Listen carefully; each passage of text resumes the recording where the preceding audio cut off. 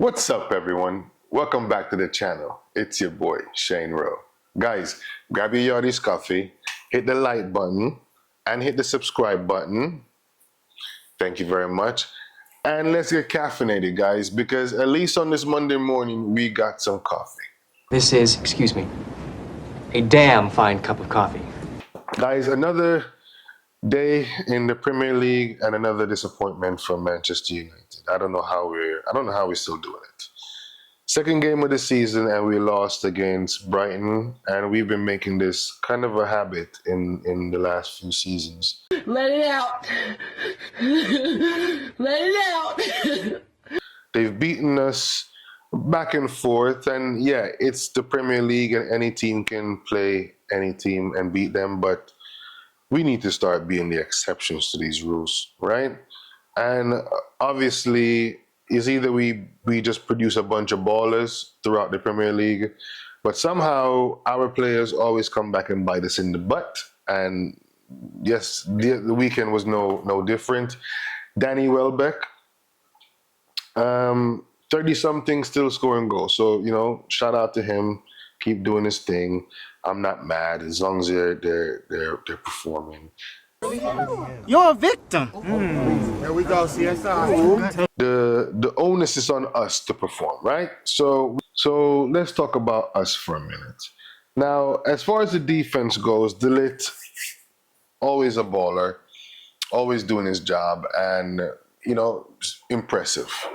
Mazraoui, second start, played very well. Passing, defending, attacking. When it comes to the center backs, though, we have Maguire and Martinez that started the game. And latter part of the game, he took out Maguire to bring in De Ligt. And we all know that he wants to eventually start De Ligt. But guys, I don't think changing out your center back the last 20, 15 minutes of the game is the most constructive idea you can think of, right? It's a very crucial part of the game. Any mistakes, you're right on goal. If it was a striker, if it was a midfielder, a winger, you could get away with these things. But trying to blood De Ligt into one of these heavy games, such as Brighton, they're not no pushover, is just, my opinion, you don't mess with the defense if the defense is doing well. And then you see in the end how it affects them. You got three in the back just sitting there unmarked.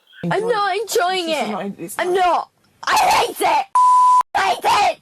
And you know that's not Ten Hag telling them to do that, but he is responsible for making these substitutions.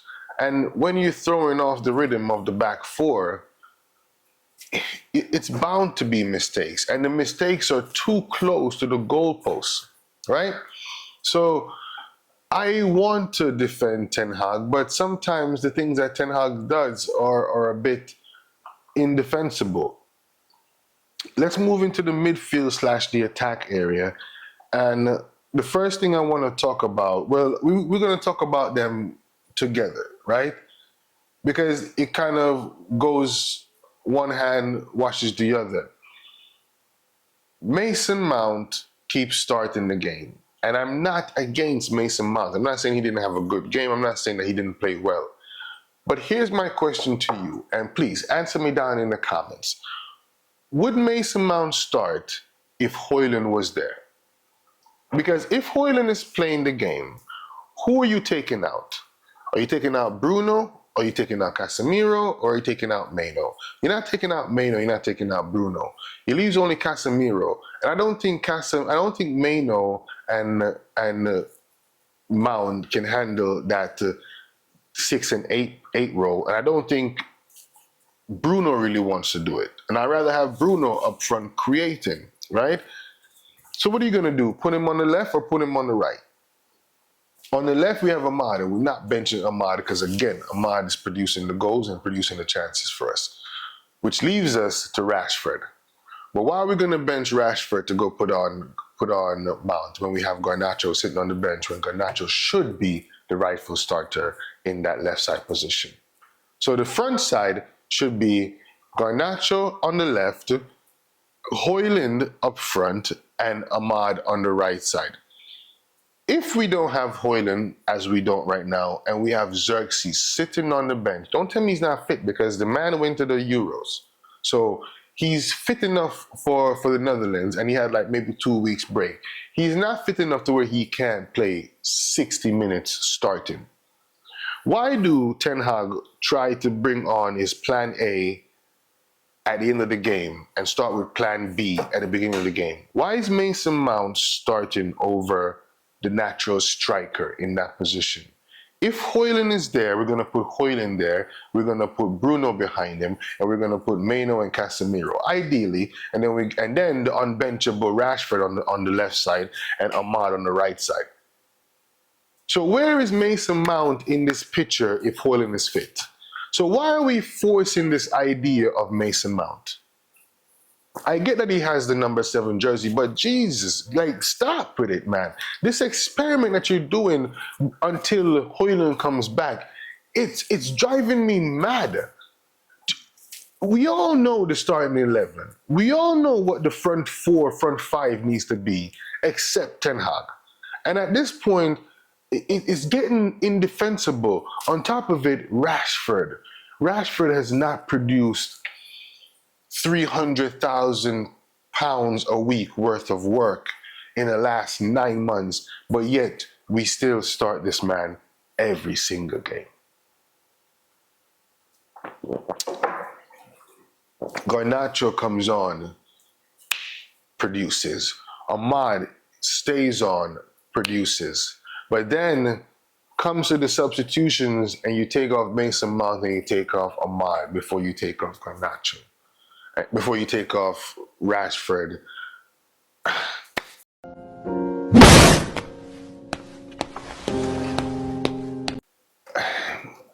And on top of it, when Zirkzee came on, yeah, he made the fluff and he, messed up the equalizer, but your man is there. Your man is there ready to score goals, and you see it. He's a striker. He wants to be inside the box and just for those tap-ins, man.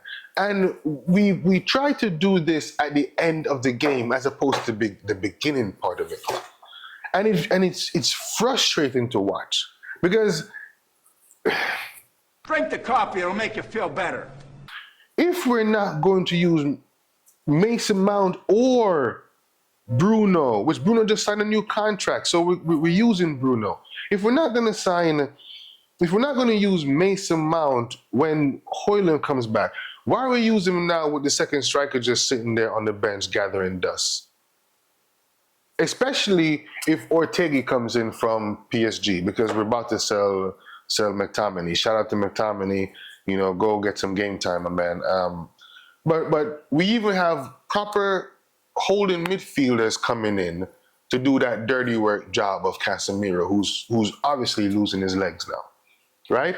So if it's going to be Ortega with Maino sitting behind Bruno, and then Højlund is up front, why don't we just stick Zirkzee up front right now so he can get the games through it? Guys, you let me know, because I don't understand. We do the press, we exert all this energy, and then by the time the 90th minute come around, we're losing goals on the back end. And then because the defenders have been running up and down the damn pitch the whole game, so now they're tired, he's got to switch them out. And now the new defender needs to get into the game. You can't just put a new defender into the game 15, 20 minutes into the game unnecessarily and just say, get some minutes in your legs. We're gonna do it anyway. We're gonna do it anyway. Look, I get that we can't just blame Ten Hag for the players on the pitch, but he is responsible for the players starting the game and the players coming off the bench. And the team selection was just wrong to begin with. And even the substitutes were even worse. So, yeah, an all-around bad day at the office from the players all the way to Ten Hag. I don't think we should be sparing anybody's feelings this time, man. Rashford, no offense, but either you start producing 2 goals in you are backlogged for like a bunch of braces, my guy. You need to start producing some goals and some assists. I don't care if they were offside. You need to do 3 of them. So if they call 2, you still put in 1. That's the truth. We can't be sitting here with the same season as last year saying, oh, they played well, but chances were made and no one finished them. But at the same time, Ten Hag, you got a striker on the bench and you wait till the second half to even think about bringing him in. And the minute you brought him in, he was, offside putting in goals, but he was putting in goals. He's a striker. Why did you buy these strikers if you don't want to use them? Congratulations, you played yourself. Look, I know it's a little bit early to be crashing out already, and I'm not, but there are frustrations. You guys explain to me, because maybe you can tell me what I'm missing. Why is Rashford still starting the game, and why are we using Zirkzee? We play Liverpool in literally the next week, and the way they're playing versus the way we're playing, this might be a preseason ×2 coming up. We need to get the team solidified. We need to understand what the team is. I'm not talking about no playing style, but we need to understand the structure of the team. I just cannot wrap around my head why we're using this false 9 option with a striker sitting on the bench, when we wouldn't use this false 9 option if our first choice striker was starting. But we'll see what happens at Liverpool. I don't know, guys. I don't know. The jury's still out. We'll see. Let's hope that there's a bit more motivation. Let's hope that we can see a Garnacho, Zirkzee, Ahmad front 3. We'll leave it there for today, guys. It was a disappointing day out. Let's hope we don't make a habit of it. We still have the transfer window, another week or so left. And let's see if we can get the players in. And, turn this thing around sooner rather than later. Like the video, comment, and don't forget to subscribe. Thank you for watching. God bless you, and GGMU. Peace.